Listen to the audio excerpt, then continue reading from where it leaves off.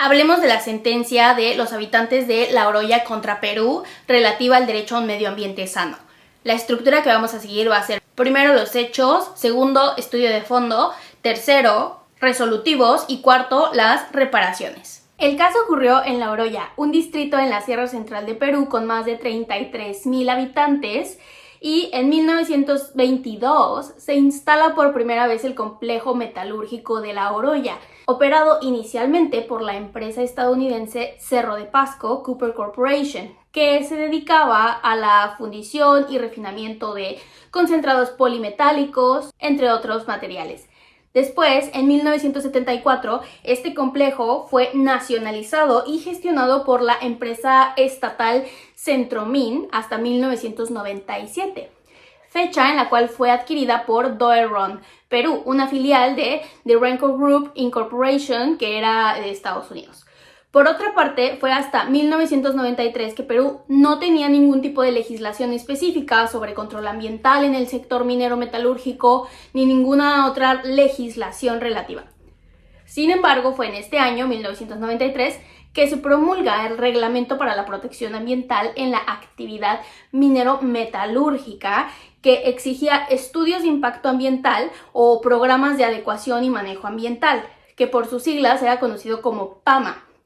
Y en su momento, Centromin, que era la propietaria estatal previa, elaboró el primer PAMA en 1996, con un plazo de ejecución de 10 años, pero posteriormente, que fue adquirida por Doerron, esta asume el compromiso de cumplir con este PAMA ya creado tras adquirir el complejo metalúrgico en 1997. Sin embargo, este último propietario solicitó varias prórrogas debido a incumplimientos y especialmente en la construcción de plantas de ácido sulfúrico. Desde sus inicios, las actividades del complejo metalúrgico generaron graves problemas e impactos ambientales en la población.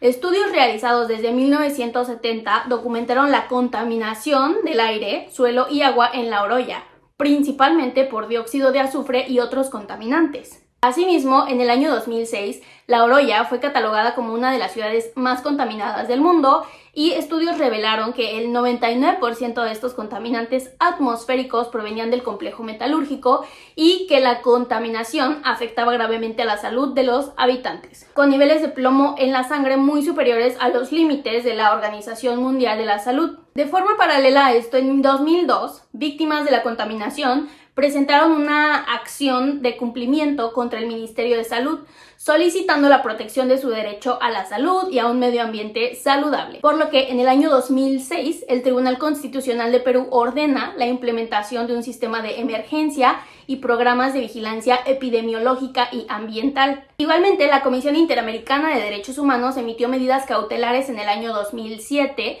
ampliadas en el año 2016, para proteger a los habitantes de La Oroya. Por lo que, en resumen, este caso involucra a 80 personas que están agrupadas en 17 familias y 6 individuos, de las cuales 38 son mujeres, 42 son hombres y se incluyen 6 fallecidos.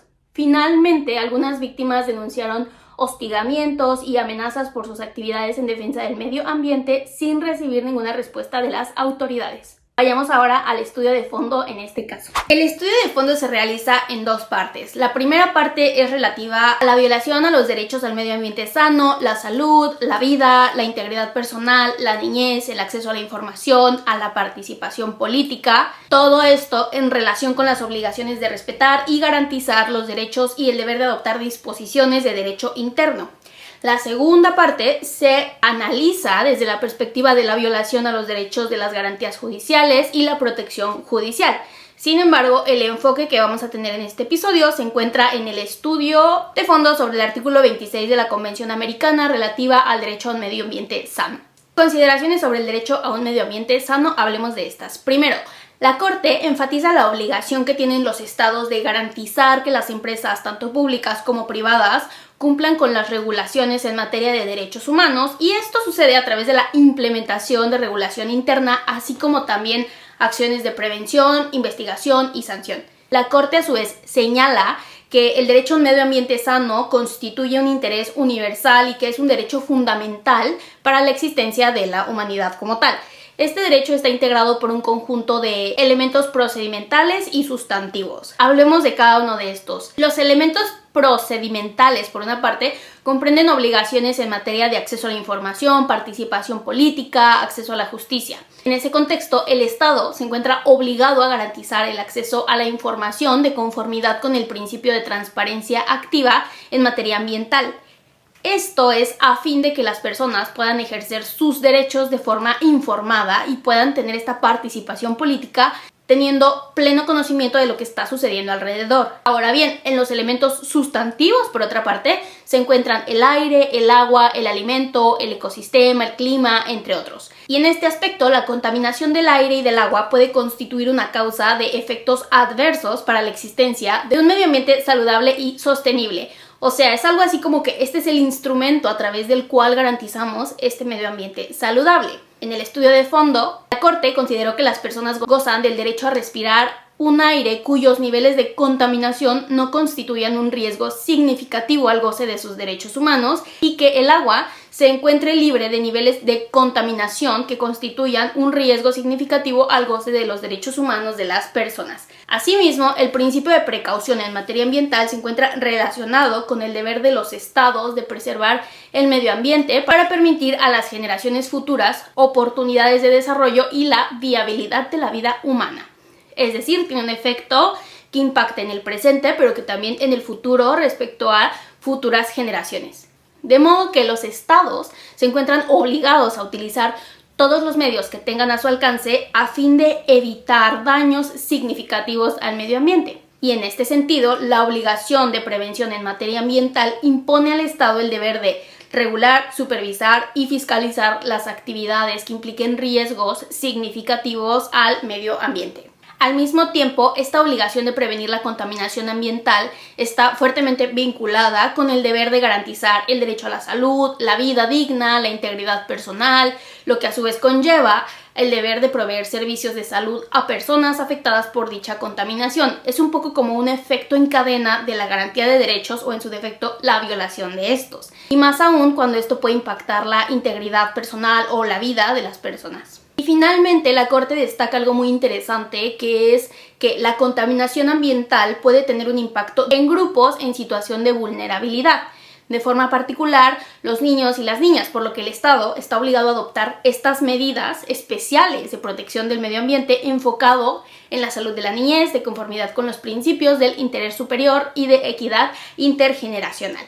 Ahora, hablemos del estudio de fondo en lo que al caso concreto de la Oroya respecta. Primero, no existió controversia respecto a la presencia de altos niveles de contaminación en la Oroya por plomo, cadmio, arsénico, dióxido de azufre y otros metales en el aire, suelo y en el agua. Asimismo, no existió controversia sobre el hecho de que la principal causa de contaminación ambiental era resultado de la actividad metalúrgica del complejo metalúrgico y que el Estado tenía conocimiento también sobre la existencia de estos niveles de contaminación, así como sus efectos en las personas. De modo que el análisis de este caso se enfoca principalmente en el cumplimiento o incumplimiento de las obligaciones del Estado en la protección de los derechos que se pudieron ver afectados por la contaminación ambiental en la Oroya. Lo anterior tanto en su dimensión individual como colectiva. En ese sentido es que el Estado, primero, incumplió con su deber de regulación previo al año 1993 y además incumplió con su deber de supervisión y fiscalización de las actividades del complejo metalúrgico, esto al otorgar prórrogas para el cumplimiento de las obligaciones establecidas en el PAMA, que era el programa ambiental que estaba diseñado a más de 10 años,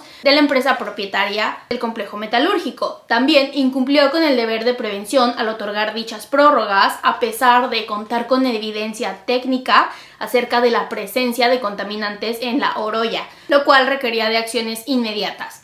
Igualmente, el Estado incurrió en omisiones en la fiscalización efectiva de las actividades del complejo metalúrgico y a su vez la afectación al medio ambiente también constituyó una violación al derecho al medio ambiente sano durante el tiempo que el complejo metalúrgico fue operado por Centromin, que como recordamos era una empresa estatal. El Estado también incumplió al emitir un decreto que modificó en el año 2017 los valores máximos de dióxido de azufre permisibles en el aire y esto constituyó una medida deliberadamente regresiva que violó la obligación de desarrollo progresivo de los derechos humanos respecto al derecho al medio ambiente sano. Asimismo, las 80 víctimas en el caso presentaron enfermedades coincidentes con la exposición a metales emitidos por el complejo metalúrgico sin que recibieran atención médica.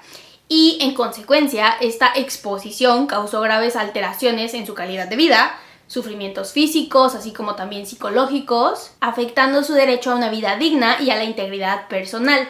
La exposición ambiental tuvo un impacto diferenciado también en los niños y niñas debido a su vulnerabilidad, y el Estado no adoptó medidas especiales de protección, incumpliendo así con su deber especial de proteger a la niñez. Asimismo, el Estado también tenía la obligación de proporcionar información completa y comprensible sobre la contaminación ambiental causada por el complejo metalúrgico y los riesgos para la salud que éste implicaba.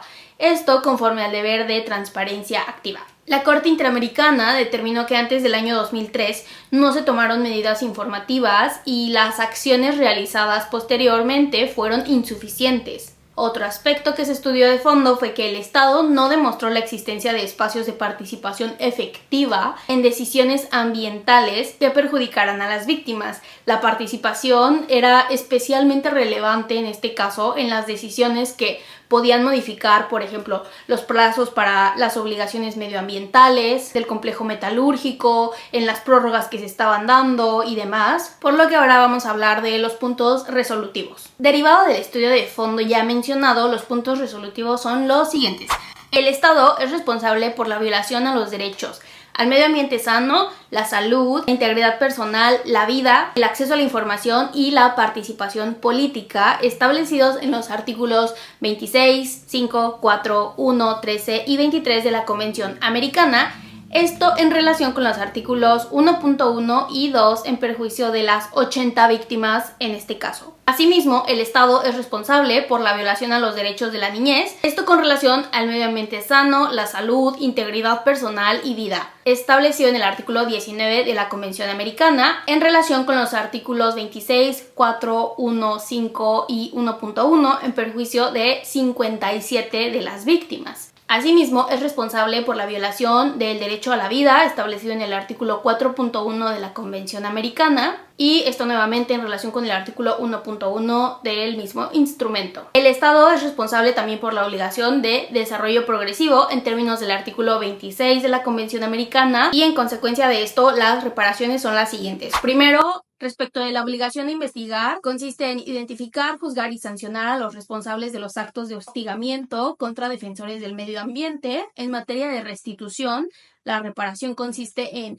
realizar un diagnóstico del estado de la contaminación del aire, agua y suelo en La Oroya y, a partir de esto, elaborar un plan de remediación para los daños ambientales. En materia de rehabilitación, las reparaciones consisten en brindar atención médica gratuita a las víctimas de violaciones de los derechos a la salud, vida e integridad personal. En materia de satisfacción, es publicar la sentencia íntegra en los sitios web oficiales del Ministerio de Minas y Energía, así como también en el Ministerio de Salud y en el Ministerio de Medio Ambiente de Perú.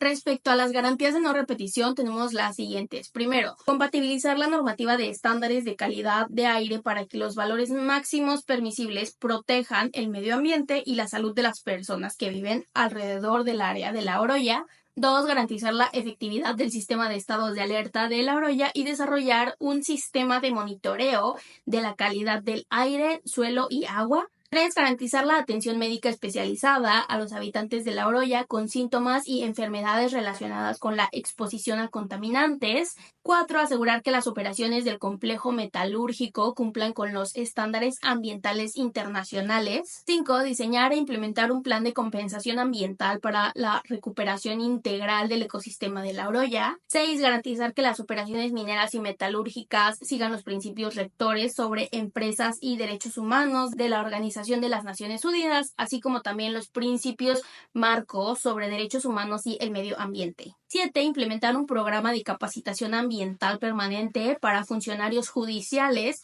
y administrativos en el sector minero. 8. Crear un sistema de información sobre la calidad del aire y agua en zonas con alta actividad minero-metalúrgica. 9. Elaborar un plan para la reubicación de los habitantes de La Oroya que deseen mudarse a otra ciudad. Y ahora bien, en materia de reparaciones, las indemnizaciones compensatorias, el Estado tendrá que pagarlas en los términos que se establecen en la sentencia y que son diversos aspectos. Pueden encontrar la sentencia en la descripción del episodio, ahí va a estar el link por si quieren consultarlo, ver de qué va, analizarla más a fondo y estudiar otros aspectos. Muchas gracias por escuchar este episodio, por analizar esta sentencia junto conmigo. Cuéntenme sus comentarios, qué opinan y muchas gracias por estar aquí. Bye.